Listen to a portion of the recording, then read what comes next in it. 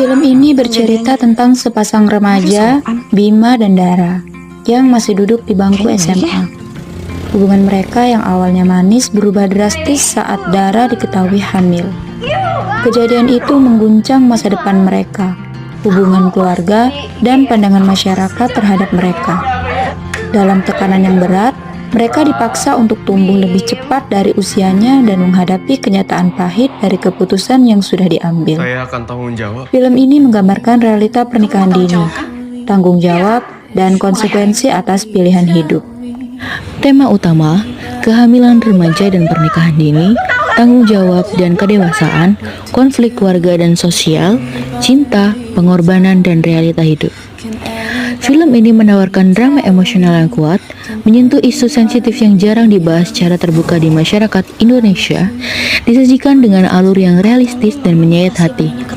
Dua Garis Biru mengajak penonton untuk merenungkan pentingnya edukasi seksual, komunikasi dalam keluarga, serta makna tanggung jawab dalam sebuah hubungan. Gak bisa mereka begitu aja seenak-enaknya. Jadi, kehamilan di usia Dara ini resikonya sangat tinggi. Tubuhnya Dara itu belum siap. Aku serius, Ra. Aku serius waktu aku bilang gak akan pergi ninggalin kamu lagi.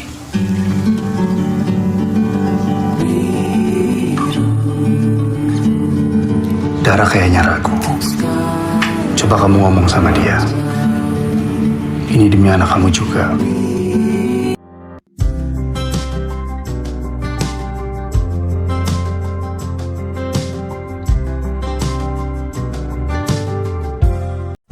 Film ini memiliki kekuatan untuk merefleksikan realitas kehidupan sekaligus menjadi media pembelajaran yang efektif, terutama dalam memahami dinamika psikologis manusia, serta mampu menggambarkan konflik psikologis dan sosial secara kuat.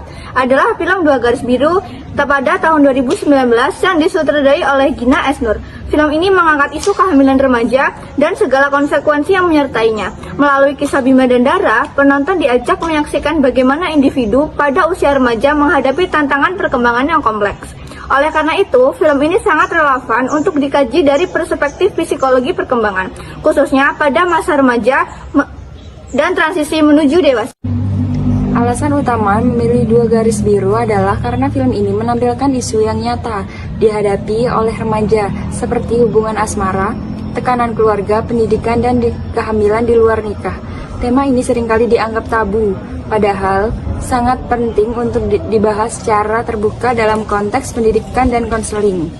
Selain itu, tokoh-tokohnya berada di fase perkembangan yang krusial, yakni peralihan dari remaja menuju dewasa muda.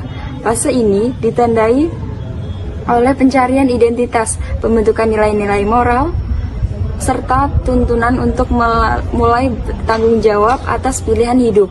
Situasi krisis yang dialami Bima dan Dara menjadi cerminan nyata dari proses perkembangan yang dialami remaja secara umum. Dalam kajian psikologi perkembangan, film ini dapat dianalisis melalui beberapa teori.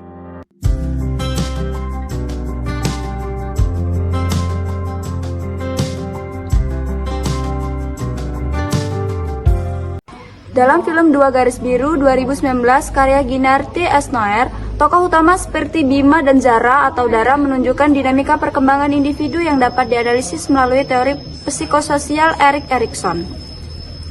Teori ini menjelaskan perkembangan manusia dalam 8 tahap kehidupan, dan masing-masing tahap memiliki konflik utama yang harus diselesaikan agar individu tumbuh secara sehat secara emosional dan sosial. Tahap identity vs role confusion 12-18 tahun. Tahap ini merupakan masa pencarian dan pembentukan identitas diri yang kuat. Remaja mencoba sebagai peran sosial, nilai, dan tujuan hidup untuk menemukan siapa mereka sebenarnya. Jika remaja berhasil menyelesaikan konflik ini, mereka akan memiliki identitas yang jelas dan stabil, yang mendukung kesehatan mental dan hubungan sosial yang sehat di masa depan. Jika gagal, mereka mengalami kebingungan peran yang dapat menyebabkan ketidakpastian, ketidakstabilan emosi, dan kesulitan mengambil keputusan yang penting dalam hidup. Faktor sosial, keluarga, dan pengalaman hidup nyata sebagai memengaruhi keberhasilan atau kegagalan penyelesaian konflik ini. aplikasi teori pada film Dua Garis Biru, tokoh utamanya yaitu Dara, pemain dari cast tersebut adalah Zara JKT48, usia remaja akhir pada 17-18 tahun, tahap Erikson, identity versus role confusion, identitas versus kebingungan peran. Pencarian jati diri, Dara adalah remaja yang cerdas dan ambisius dengan cita-citanya melanjutkan pendidikan ke luar negeri. Pada tahap ini, remaja berusaha membentuk identitas diri yang jelas dengan mengeksplorasi nilai, tujuan, dan peran sosial. Krisis identitas, kehamilan di luar nikah menjadi krisis bagi Dara. Ia harus menghadapi dilema antara melanjutkan pendidikan dan impiannya atau menerima tanggung jawab sebagai calon ibu. Konflik ini mewakili kebingungan peran di mana identitas yang selama ini dibangun menjadi goyah. Dinamika konflik yaitu tekanan sosial, stigma, dan perubahan peran memaksa Dara untuk menyesuaikan diri dengan realitas baru. Ia merasakan kehilangan kendali atas masa depannya yang merupakan ciri khas krisis pada tahap ini. Yang selanjutnya itu resolusi. Pada akhir film, Dara mulai menerima perannya sebagai ibu muda dan membentuk identitas baru yang lebih realitas dan matang. Meskipun penuh pengorbanan, ini menunjukkan proses menuju identitas yang lebih stabil meski melalui tekanan berat. Yang kedua yaitu tokoh Bima yang diperankan oleh Angga Yunanda, usia remaja akhir 17-18 tahun, tahap Erikson, identity versus role confusion, identitas versus kebingungan peran. Latar belakang dan peran sosial, Bima berasal dari keluarga sederhana dan belum memiliki rencana hidup yang jelas. Ia menghadapi tekanan sosial dan ekonomi yang besar setelah Dara hamil. Krisis peran yaitu Bima harus berperan sebagai suami dan calon ayah, padahal secara emosional dan psikologis ia belum siap. Konflik ini mencerminkan kebingungan identitas di mana ia masih mencari tahu siapa dirinya sebenarnya, apakah pelajar, pekerja, atau ayah. Dinamika konflik, ia berjuang untuk bertanggung jawab dan membuktikan dirinya, namun masih sering bingung dan belum menemukan arah hidup yang pasti. Tekanan eksternal dan internal membuat proses pencarian identitasnya lebih kompleks. Resolusi, Bima belum sepenuhnya menyelesaikan krisis identitas saat film berakhir, masih berada dalam kebingungan peran yang khas pada tahap ini.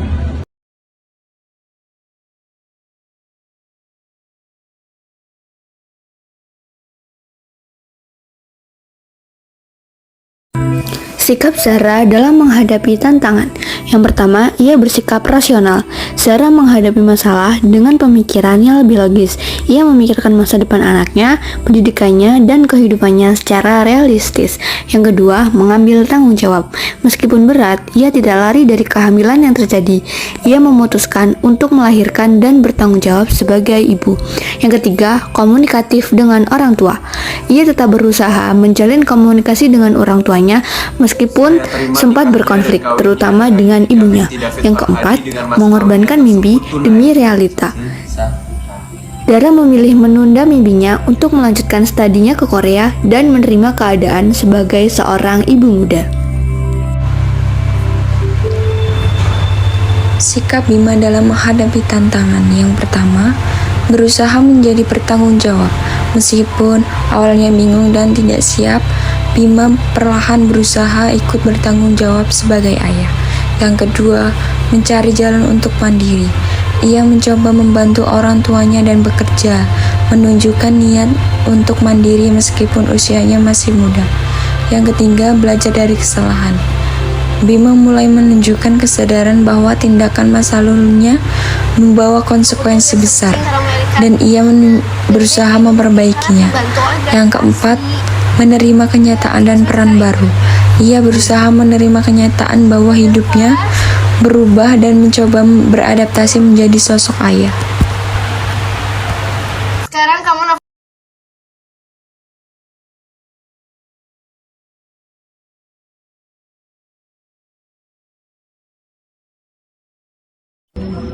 Yang pertama ada pendekatan humanistik. Fokus pendekatan ini adalah pada penerimaan tanpa syarat, empati, dan pertumbuhan pribadi. Zara mengalami krisis harga diri akibat kehamilan remaja yang menghentikan cita-citanya untuk studi ke luar negeri. Ia merasa masa depannya hancur dan menerima banyak tekanan dari keluarga dan masyarakat. Dengan pendekatan humanistik, Zara dapat merasa diterima dan didukung, sehingga bisa mulai membangun kembali kepercayaan dirinya dan kembali pada jati dirinya. Sedangkan Bima yang mengalami tekanan besar karena merasa bersalah dan bertanggung jawab penuh atas situasi yang terjadi. Ia butuh tempat yang aman untuk mengekspresikan emosinya tanpa dihakimi. Konseling humanistik membantunya menyadari bahwa ia tetap berharga dan memiliki potensi untuk tumbuh meskipun menghadapi konsekuensi yang berat. Pendekatan kognitif perilaku CBT, pendekatan ini berfokus pada bagaimana pikiran memengaruhi perasaan dan perilaku, serta bagaimana mengganti pikiran negatif menjadi rasional. Zara menyimpan pikiran-pikiran negatif seperti hidupku hancur atau aku adalah beban keluarga. CBT dapat membantu Zara mengenali dan mengganti pikiran-pikiran irasional tersebut dan pola pikir yang sehat dan adaptif, serta membantu membangun kembali harga dirinya. Sedangkan Bima berpikir bahwa ia harus menanggung semua kesalahan dan mengorbankan masa depan sebagai bentuk tanggung jawab. CBT membantu Bima mengelola rasa bersalah, menata ulang resepsi tentang tanggung jawab, dan membentuk pola pikir yang lebih realistis tanpa meniadakan empati dan komitmen. Yang ketiga yaitu pendekatan reality terapi. Fokus pendekatan ini adalah pada kesadaran atas pilihan pribadi, tanggung jawab, dan pemenuhan kebutuhan dasar secara sehat. Zara sering merasa hidupnya dikendalikan oleh orang lain dan tidak lagi punya arah. Dengan reality terapi, ia dibantu untuk menyadari bahwa meskipun situasi sulit terjadi, ia masih punya kendali untuk menentukan sikap dan pilihan hidup yang selaras dengan nilai-nilai pribadinya. Bima mengambil tanggung jawab penuh namun melupakan kebutuhannya sendiri. Reality terapi membantu Bima melihat bahwa ia tetap bertanggung jawab tanpa kehilangan jati dirinya, bahwa kebahagiaan serta masa depannya tetap penting untuk diperjuangkan. Dengan pendekatan bimbingan dan konseling yang tepat, Zara dibantu untuk menerima dan bangkit dari tekanan sosial, sementara Bima diarahkan untuk bertanggung jawab secara sehat. Tanpa kehilangan arah dan harapan, keduanya berpotensi tumbuh menjadi pribadi yang matang secara emosional. Selama mendapatkan dukungan yang empatik, non-judgmental,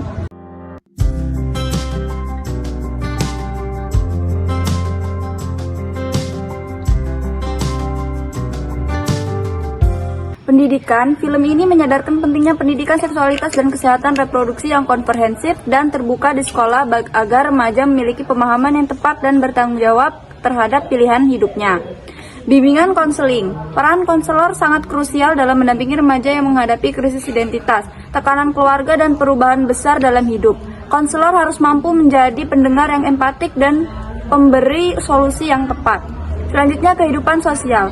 Masyarakat diingatkan untuk tidak mudah menghakimi, melainkan memberi ruang bagi remaja untuk belajar dari kesalahan dan tumbuh secara dewasa.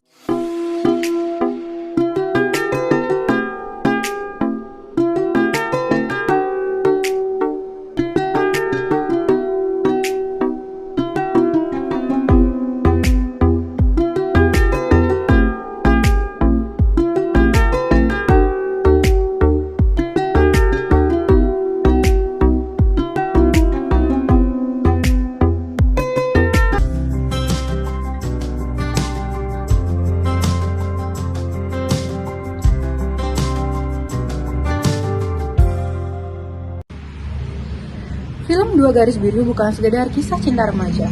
Ini adalah cerminan bahwa satu keputusan di usia muda bisa mengubah seluruh jalan hidup.